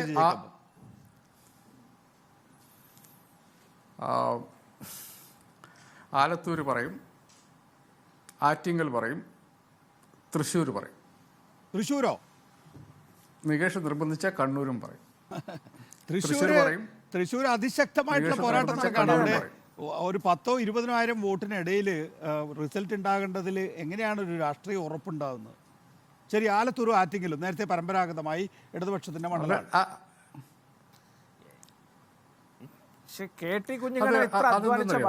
അതാണ് ഞാൻ പറഞ്ഞത്. ഒരു പൊളിറ്റിക്കൽ സെൻസ്, ഒരു പൊളിറ്റിക്കൽ, ഞാനത് പറയാൻ കാരണം ഒരു പൊളിറ്റിക്കൽ സെൻസ് കേരളത്തിൽ ഇപ്പോഴത്തെ അവസ്ഥയിൽ ഒരു 6 തൊട്ട് 8 വരെ സീറ്റുകൾ ഇടതുമുന്നണിക്ക് കിട്ടാം. ഇത് ഞാൻ നേരത്തെ കഴിഞ്ഞ പ്രാവശ്യം എനിക്ക് ഞാൻ എന്നോട് തന്നെ പറയുന്നൊരു കണക്കാണത്. കഴിഞ്ഞ പ്രാവശ്യം എനിക്ക് വല്ലാതെ തെറ്റിപ്പോയിട്ടുണ്ട്. അതൊരിക്കൽ സാധാരണഗതിയിൽ എനിക്ക് ഏകദേശം ഐ ഗെറ്റ് ഇറ്റ് റൈറ്റ്. അതൊരു നിയോജകമണ്ഡലങ്ങളിലേക്ക് സ്പെസിഫിക് ആയിട്ട് പോയാൽ പലപ്പോഴും ശരിയാകണമെന്നില്ല. പക്ഷേ തൃശ്ശൂർ ജയിക്കണം എന്നുള്ളത്, തൃശ്ശൂർ LDF ജയിക്കും എന്നുള്ളത് ഈ പൊളിറ്റിക്കൽ സെൻസിൽ നിന്ന് വരുന്നതാണ്. അതിൻ്റെ അകത്ത് ഇപ്പം അവിടെ പല പ്രശ്നങ്ങളുണ്ട്. അതായത് ഇപ്പം ഈ ചാലഞ്ചിന് വോട്ടുകളുടെ ഒരു വലിയ പ്രശ്നമുണ്ടെന്ന് ഞാൻ കേട്ടു. നമ്മൾ ഈ പല പെർമ്യൂട്ടേഷൻ കോമ്പിനേഷൻ നോക്കുമ്പോഴും ഇതിൻ്റെ ഒക്കെ അപ്പുറത്തേക്ക് മലയാളി വോട്ട് ചെയ്തുകൊണ്ടിരിക്കുന്ന ഒരു പാറ്റേൺ ഉണ്ടല്ലോ. ആ പാറ്റേണിൽ തൃശ്ശൂർ ഇടതുപക്ഷ മുന്നണിയുടെ സ്ഥാനാർത്ഥി ജയിക്കണം എന്നുള്ളതാണ് എൻ്റെ ഒരു അസംഷൻ. അത് അവസാനം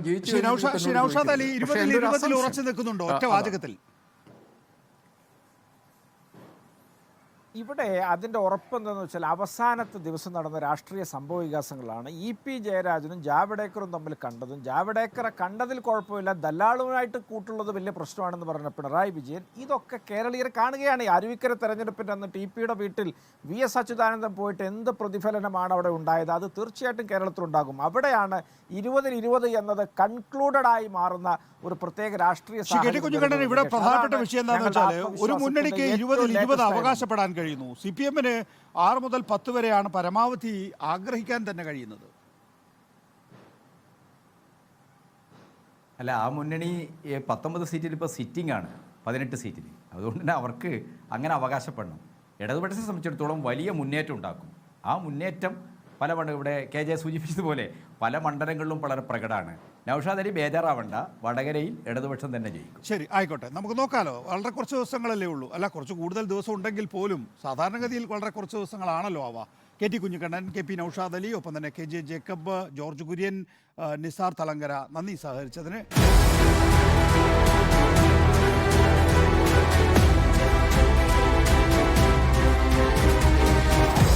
Debate with MV Nikesh Kumar.